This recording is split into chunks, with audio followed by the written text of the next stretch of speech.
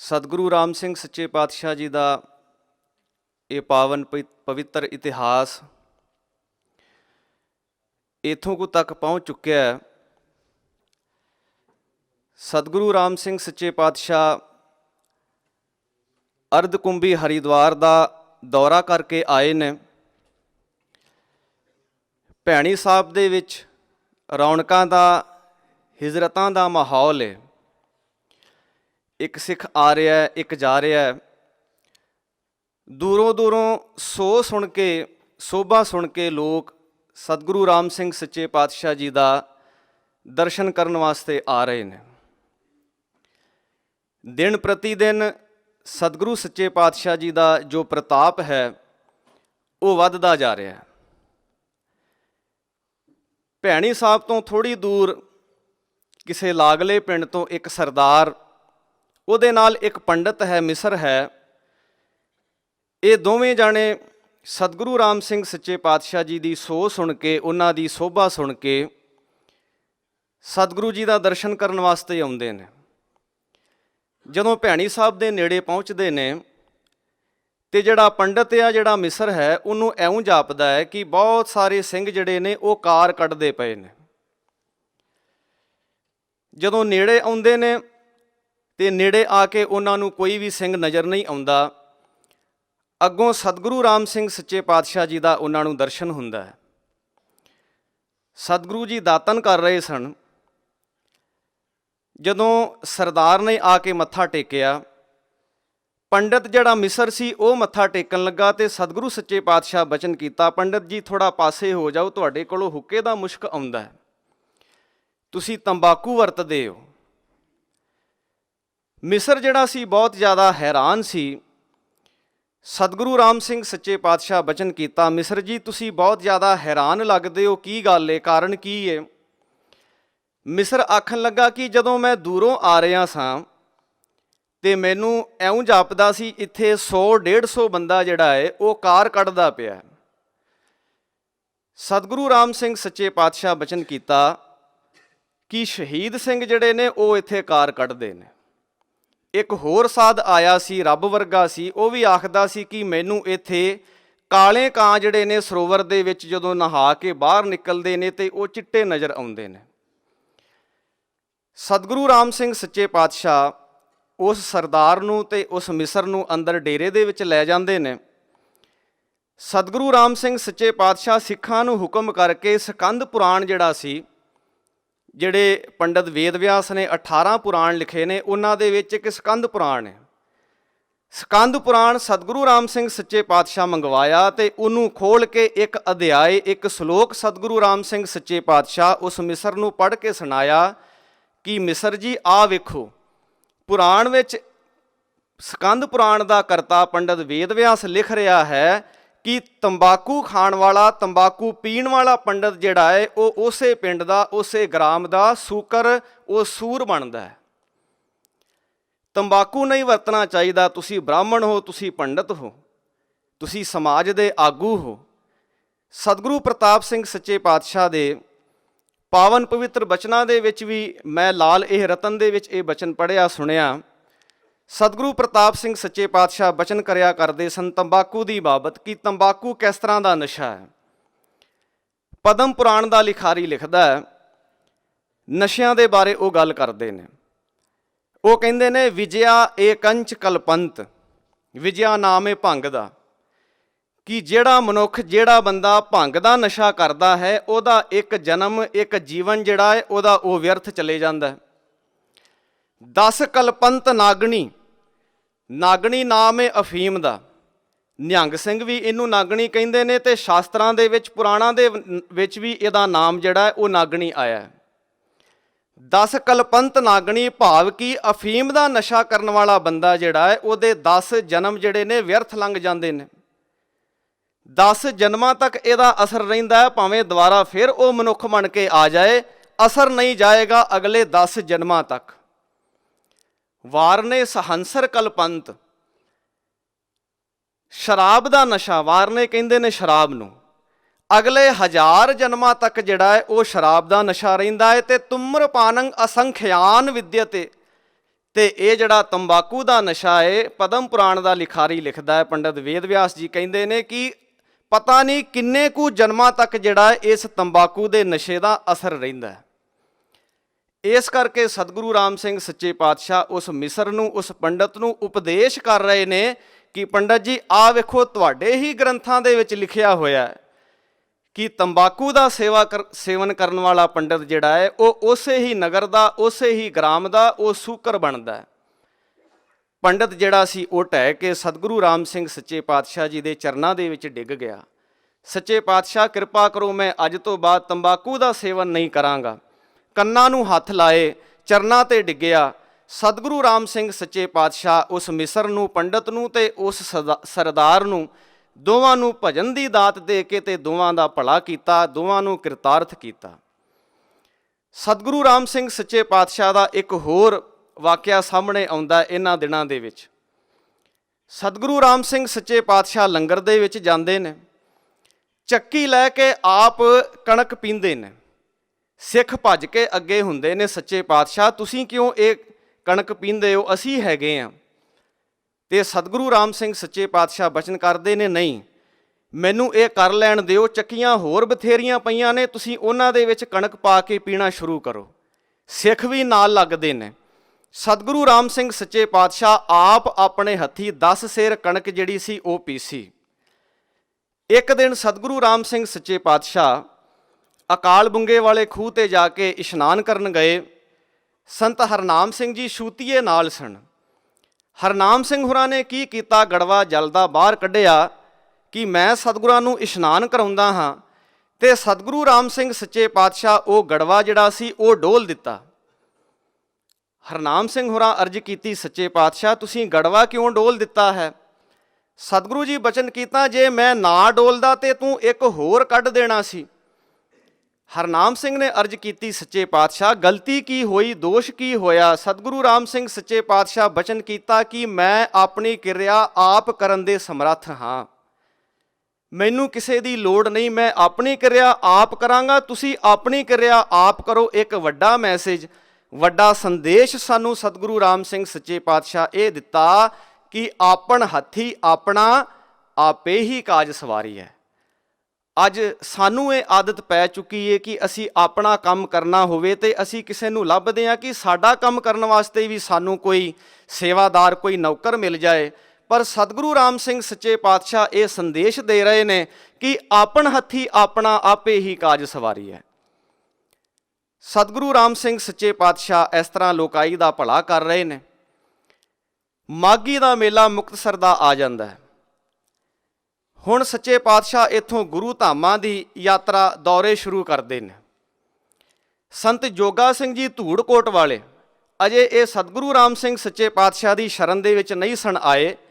ਇਹਨਾਂ ਦੇ ਕੋਲ ਇੱਕ ਘੋੜੀ ਸੀ ਸੁਰਖੀ ਰੰਗ ਦੀ, ਚੀਨੀ ਘੋੜੀ। ਸਤਿਗੁਰੂ ਰਾਮ ਸਿੰਘ ਸੱਚੇ ਪਾਤਸ਼ਾਹ ਦੇ ਕੋਲ ਬਾਅਦ ਦੇ ਵਿੱਚ ਆਉਂਦੀ ਹੈ, ਸਰਦਾਰ ਮੰਗਲ ਸਿੰਘ ਲੈ ਕੇ ਆਉਂਦਾ ਹੈ।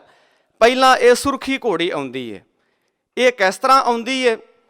ਇਹ ਜਿਹੜਾ ਜੋਗਾ ਸਿੰਘ ਸੀ ਨਾ ਧੂੜਕੋਟ ਵਾਲਾ, ਇਹ ਆਪਣੀ ਘੋੜੀ ਨੂੰ ਵੇਚਣ ਵਾਸਤੇ 3 ਵਾਰ ਗੰਗਾ ਤੇ ਗਿਆ ਹਰਿਦੁਆਰ ਮੇਲਿਆਂ ਵਿੱਚ। ਪਰ ਹੋਇਆ ਕੀ ਕਰੇ, ਇਹਦੀ ਘੋੜੀ ਜਿਹੜੀ ਸੀ ਉਹ ਲੰਗੜੀ ਹੋ ਜਾਇਆ ਕਰੇ।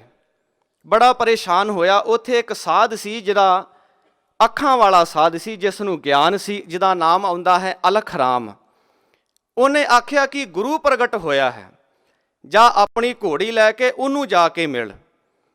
ਜੋਗਾ ਸਿੰਘ ਉੱਥੋਂ ਤੁਰਿਆ, ਜਦੋਂ ਪਟਿਆਲੇ ਪਹੁੰਚਿਆ ਤੇ ਆਕਾਸ਼ਬਾਣੀ ਹੋਈ, ਆਵਾਜ਼ਾ ਹੋਇਆ ਕਿ ਗੁਰੂ ਪ੍ਰਗਟ ਹੋਇਆ ਹੈ, ਮਾਘੀ ਦੇ ਮੇਲੇ ਤੇ ਮੁਕਤਸਰ ਆਵੇਗਾ।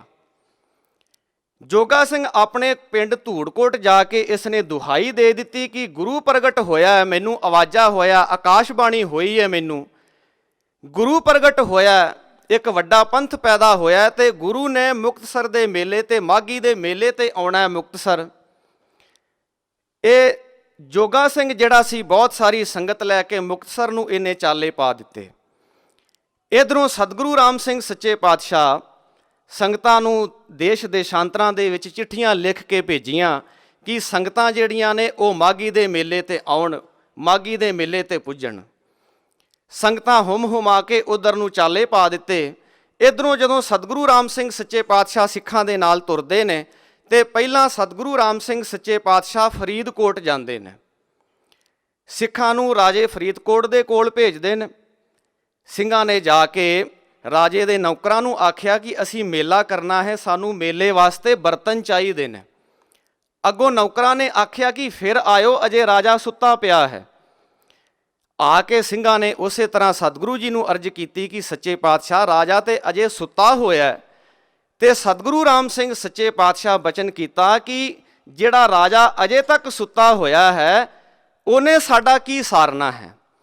ਭਾਵ ਸਤਿਗੁਰੂ ਰਾਮ ਸਿੰਘ ਸੱਚੇ ਪਾਤਸ਼ਾਹ ਦਾ ਇਸ ਪਾਸੇ ਇਸ਼ਾਰਾ ਸੀ ਕਿ ਜਿਸ ਦੇਸ਼ ਦਾ, ਜਿਸ ਇਲਾਕੇ ਦਾ, ਜਿਸ ਮੁਲਕ ਦਾ ਰਾਜਾ ਸੁੱਤਾ ਹੋਇਆ ਹੈ, ਪ੍ਰਜਾ ਜਿਹੜੀ ਹੈ ਉਹ ਕਿਵੇਂ ਜਾਗੇਗੀ।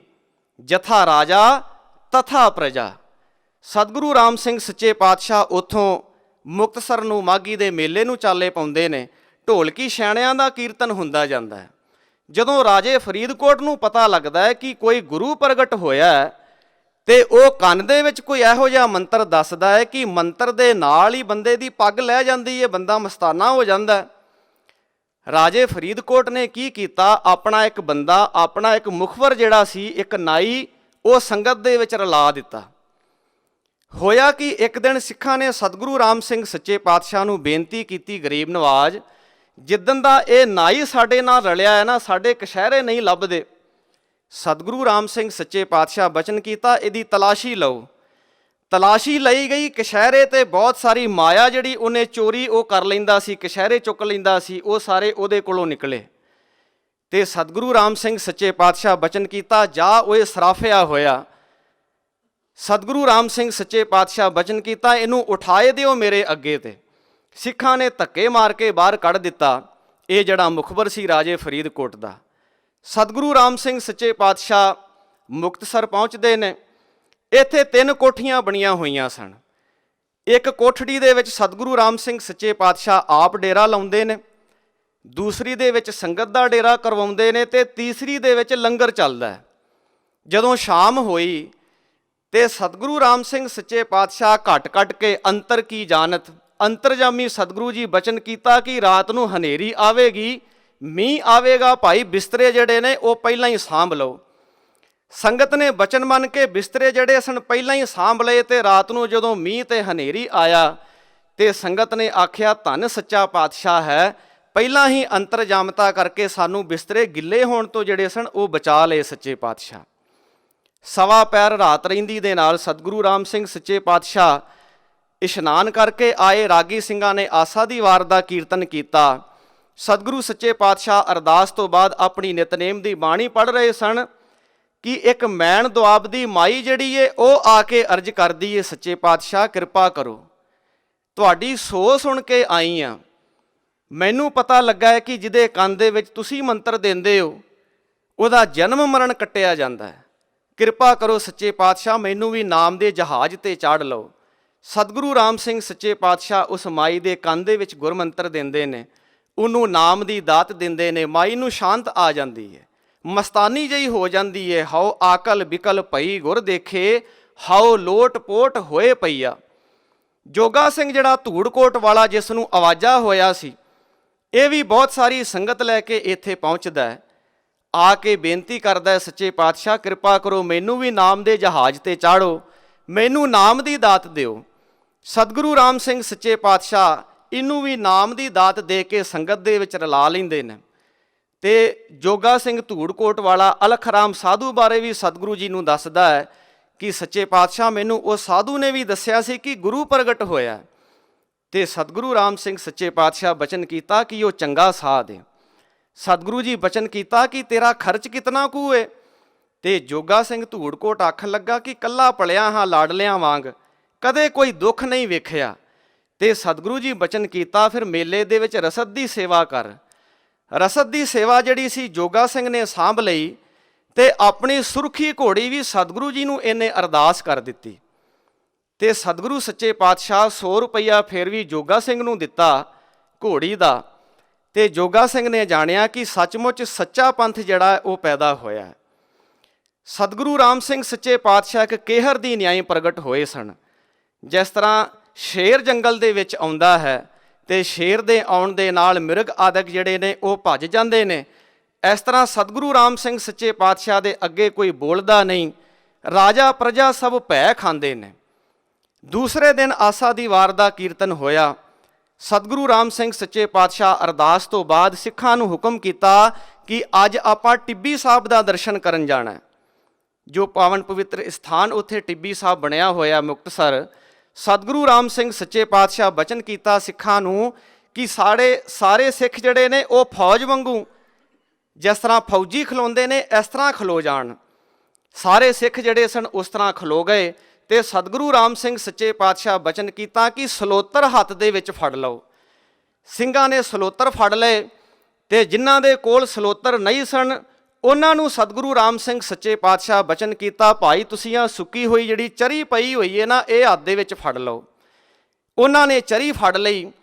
ਇਹਨੇ ਨੂੰ ਕੀ ਹੋਇਆ, ਇੱਕ ਫਰੰਗੀ ਗੋਰਾ ਜਿਹੜਾ ਸੀ ਘੋੜੇ ਤੇ ਸਵਾਰ ਹੋ ਕੇ ਆਇਆ ਤੇ ਬਚਨ ਕੀਤਾ, ਬਾਬਾ ਸਾਹਿਬ ਟਿੱਬੀ ਸਾਹਿਬ ਗੁਰਦੁਆਰੇ ਤੇ ਸਲੋਤਰ ਲਿਜਾਣ ਦਾ ਹੁਕਮ ਨਹੀਂ ਹੈ। ਤੇ ਸਤਿਗੁਰੂ ਰਾਮ ਸਿੰਘ ਸੱਚੇ ਪਾਤਸ਼ਾਹ ਸਿੰਘਾਂ ਨੂੰ ਹੁਕਮ ਕੀਤਾ, ਇਸ਼ਾਰਾ ਕੀਤਾ, ਭਾਈ 5 ਸਲੋਤਰ ਤੇ ਨਾਲ ਲੈ ਹੀ ਲਓ।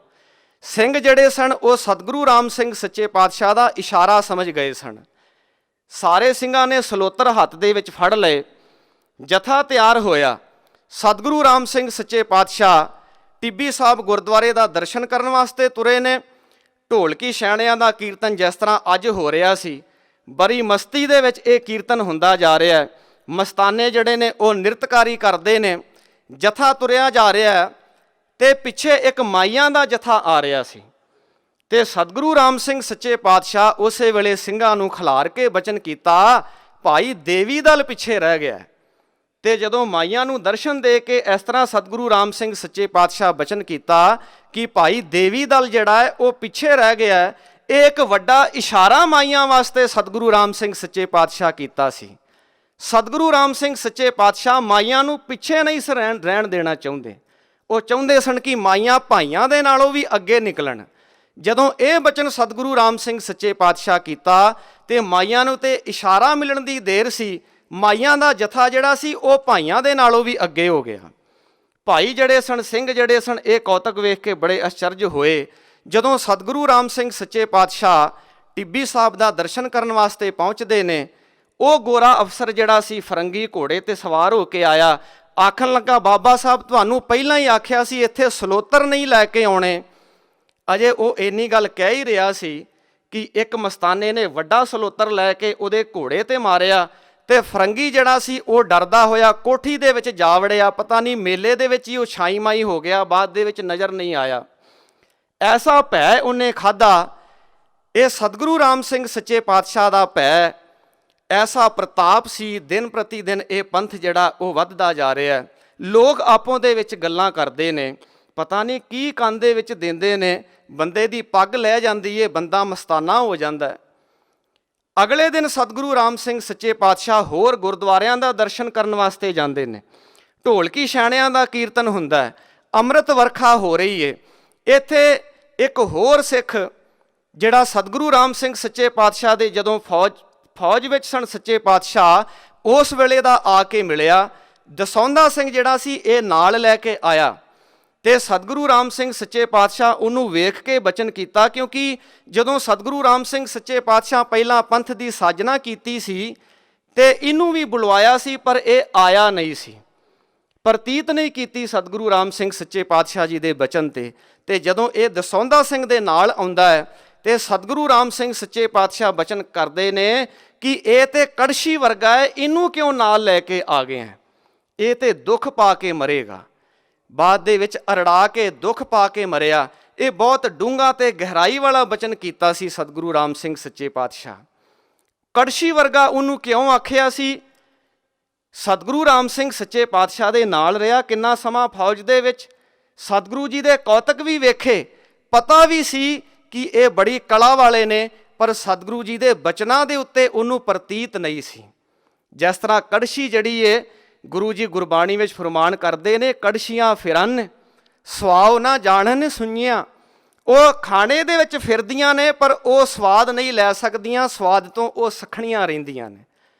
ਇਸ ਤਰ੍ਹਾਂ ਦੇ ਬਹੁਤ ਸਾਰੇ ਸਿੱਖ ਵੇਖਣ ਦੇ ਵਿੱਚ ਆਉਂਦੇ ਨੇ, ਸਾਹਮਣੇ ਤੇ ਸਤਿਗੁਰੂ ਜੀ ਨੂੰ ਮੱਥਾ ਟੇਕਦੇ ਨੇ, ਪਰ ਸਤਿਗੁਰੂ ਜੀ ਦੇ ਬਚਨ ਦੇ ਉੱਤੇ ਉਹਨਾਂ ਦੀ ਪ੍ਰਤੀਤ ਜੋ ਹੈ ਉਹ ਨਹੀਂ ਵੱਜਦੀ। ਇਸ ਕਰਕੇ ਸਤਿਗੁਰੂ ਜੀ ਬਚਨ ਕੀਤਾ ਕਿ ਕੜਛੀ ਵਰਗਾ ਦੁੱਖ ਪਾ ਕੇ ਮਰੇਗਾ। ਸਤਿਗੁਰੂ ਰਾਮ ਸਿੰਘ ਸੱਚੇ ਪਾਤਸ਼ਾਹ, ਅੱਜ ਤੀਸਰੇ ਦਿਨ ਦਾ ਆਸਾ ਦੀ ਵਾਰ ਦਾ ਕੀਰਤਨ ਹੁੰਦਾ ਹੈ। ਕੀਰਤਨ ਦੀ ਸਮਾਪਤੀ ਤੋਂ ਬਾਅਦ ਸੁਣੀਆਂ ਕੇ ਚੱਕ ਦੇ ਪਿੰਡ ਦੇ ਜਿਹੜੇ ਲੋਕ ਸਨ, ਉਹਨਾਂ ਨੇ ਆ ਕੇ ਅਰਜ਼ ਕੀਤੀ, ਸੱਚੇ ਪਾਤਸ਼ਾਹ ਸਾਡੇ ਪਿੰਡ ਦੇ ਵਿੱਚ ਦਰਸ਼ਨ ਦਿਓ। ਸਤਿਗੁਰੂ ਜੀ ਉਸ ਪਿੰਡ ਦੇ ਵਿੱਚ ਦਰਸ਼ਨ ਦੇਣ ਜਾਂਦੇ ਨੇ। ਲਾਂਗਰੀ ਨੇ ਅਰਜ਼ ਕੀਤੀ, ਸੱਚੇ ਪਾਤਸ਼ਾਹ ਇੱਥੇ ਇੱਕ ਖੂਹ ਹੈ, ਇਹ ਸੁੱਕ ਗਿਆ, ਖੁਸ਼ਕ ਹੋ ਗਿਆ, ਪਾਣੀ ਨਹੀਂ ਨਿਕਲਦਾ। ਤੇ ਸਤਿਗੁਰੂ ਰਾਮ ਸਿੰਘ ਸੱਚੇ ਪਾਤਸ਼ਾਹ ਖੂਹ ਦੇ ਕੋਲ ਜਾ ਕੇ ਖੂਹ ਨੂੰ ਬਚਨ ਕੀਤਾ, ਉਜਾੜ ਬਰਬਰ ਦੇ ਵਿੱਚ ਖਾਲਸੇ ਨੂੰ ਧਿਆਇਆ ਨਾ ਮਾਰੀ, ਰਾਮ ਗਊਆਂ ਇਕੱਠੀਆਂ ਹੋਈਆਂ ਨੇ। ਇਹਨਾਂ ਬਚਨ ਕਰਕੇ ਸਤਿਗੁਰੂ ਰਾਮ ਸਿੰਘ ਸੱਚੇ ਪਾਤਸ਼ਾਹ ਚੌਂਕੀ ਦੇ ਉੱਤੇ ਬਹਿ ਜਾਂਦੇ ਨੇ। ਲਾਂਗਰੀ ਨੇ ਗੜਵਾ ਜਿਹੜਾ ਸੀ ਉਹ ਜਲ ਦਾ ਭਰਿਆ ਖੂਹ ਦੇ ਵਿੱਚੋਂ। ਪਹਿਲਾ ਗੜਵਾ ਜਿਹੜਾ ਸੀ ਗੰਦਲਾ ਨਿਕਲਿਆ, ਦੂਸਰਾ ਭਰਿਆ ਥੋੜਾ ਹੋਰ ਚੰਗਾ ਨਿਕਲਿਆ, ਤੀਸਰਾ ਜਿਹੜਾ ਸੀ ਇੱਕਦਮ ਜਦੋਂ ਨਿਰਮਲ ਜਲ ਦਾ ਨਿਕਲਿਆ ਤੇ ਲਾਂਗਰੀ ਤੇ ਹੋਰ ਸੰਗਤਾਂ ਇਹ ਕੌਤਕ ਵੇਖ ਕੇ ਧੰਨ ਧੰਨ ਕਰ ਉੱਠੇ। ਖੁੱਲਾ ਜਲ ਵਰਤਿਆ, ਲੰਗਰ ਵਾਸਤੇ ਵੀ, ਇਸ਼ਨਾਨ ਵੀ ਕੀਤਾ।